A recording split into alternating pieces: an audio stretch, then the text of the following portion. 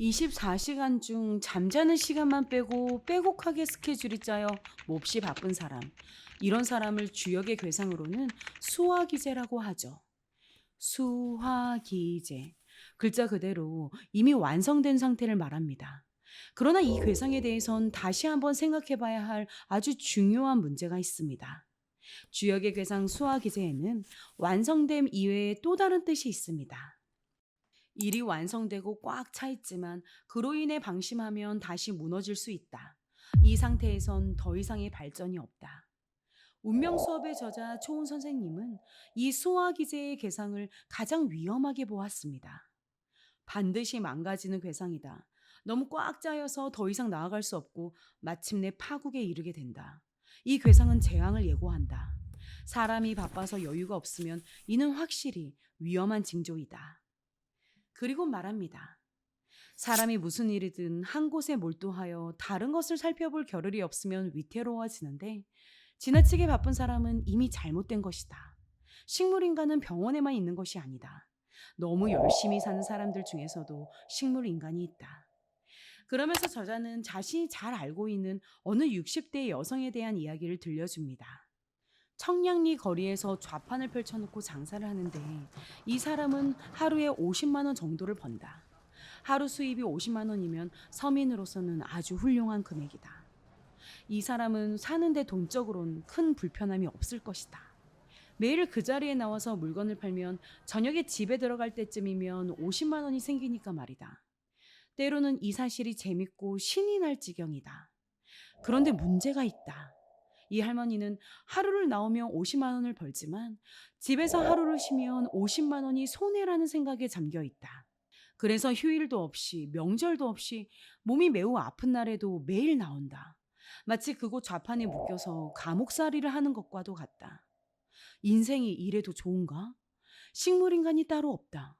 그렇게 번 돈으로 자식들 대학 보내고 집 사는데 보태주는 그런 즐거움은 있겠지만 이 할머니의 인생은 도대체 무엇이란 말인가? 청량리 한거리에 서 있는 한 그루의 나무. 인생이 이렇게 살다가 끝나는 것이다. 할머니는 그 일을 아예 그만두든가 쉬는 날을 넉넉히 정해야만 한다. 저자는 이 할머니 이외에도 하루하루가 할 일로 가득 차 있는 사람들을 적지 않게 봐왔고 현재도 자주 본다고 합니다. 그리고 그 사람들에게 자주 해주는 말이 있죠. 당신은 머지않아 좋지 않은 일이 반드시 닥쳐올 것입니다. 실제로 그런 일이 많았다고 합니다. 아니, 거의 전부가 곧 망가졌다고 하죠. 지나치게 바쁜 것, 지나치게 부지런한 것은 자랑거리가 아닌 불운의 시작이 될 때가 많다는 겁니다. 그리고 덧붙여 말하죠. 지나치게 꽉 짜여진 계획표는 인생을 파탄으로 끌고 갈 거라고. 인생에서 자유로운 시간보다 더 좋은 보물은 없다고 말입니다. 여러분, 혹시 최근 들어 일이 자꾸만 안 풀리거나 크고 작은 문제들을 자주 마주하고 계신 분이 있나요? 그렇다면 나의 일주일이 너무 바쁜 건 아닌지 이것을 들여다보시기 바랍니다. 차 한잔 하거나 가족의 연락에 답해줄 시간조차 없을 정도로 꽉 찬 스케줄에 혹시 하나라도 기존 일정이 취소되면 꾸역꾸역 새로운 일정을 집어넣어 다시 타이트하게 만드는 건 아닌지 확인해 봐야 합니다.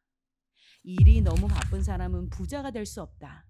각종 자기계발서에서 봤던 이 문장처럼 너무 바쁘면 시간만 흘러갈 뿐 진정한 성장을 이루고 다음 단계로 넘어가는 게 무척 어렵습니다.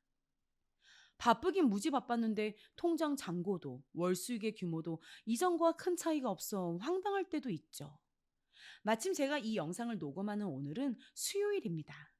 우리 사무실은 모든 팀원들이 수요일은 출근하지 않고 집에서 반나절 업무를 봅니다. 수요일은 재택으로 하자는 제안을 제가 했을 때 오히려 팀원들이 반대를 했었습니다. 안 그래도 팀원들도 줄었고 신제품도 나와야 되고 수출 업무까지 봐야 하는데 할 일이 이렇게나 많은데 괜찮을까요?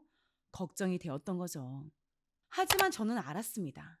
바쁠수록 여백과 공간을 만들어야 한다는 걸 말입니다. 주말 내내 쌓인 주문과 CS, 제품 생산 등 긴장 속에 몰아치는 월요일과 화요일이 지나고 수요일이 되면 우리는 모두 한 템포 속도를 늦춥니다. 이날 팀원들은 아침 일찍 출근해야 한다는 압박이 없기에 평소에 생각하기 어려운 새로운 아이디어를 마구 떠올릴 수 있습니다.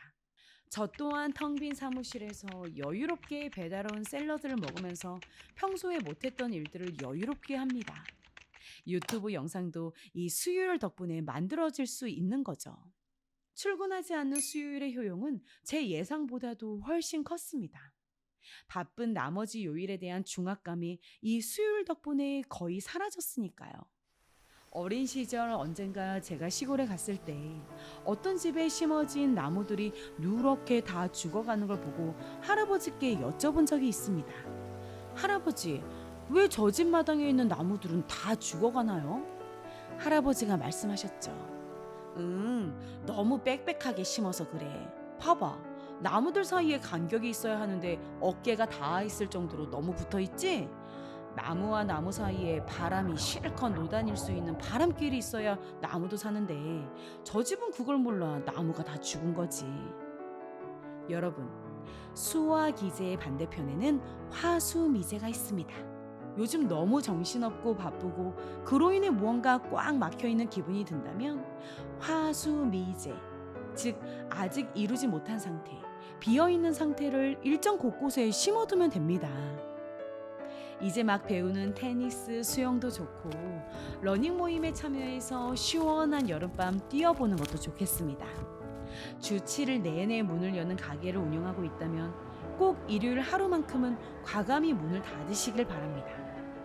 온라인 사업에 제품과 브랜드가 너무 많다면 매출이 저조한 두세 개는 과감히 없애고 메인 브랜드 딱 한두 개만 남기고 집중해 보세요. 아마 이 영상이 다시 떠오르실 정도로 좋은 성과가 있을 겁니다.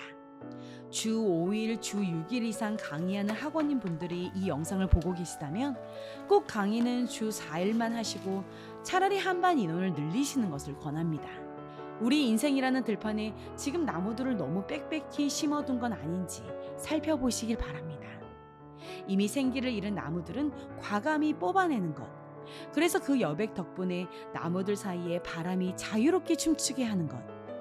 그것이 바로 나무들을 지금보다 10배, 100배 키우는 유일한 방법의 시작이 된다는 것 잊지 마시기 바랍니다.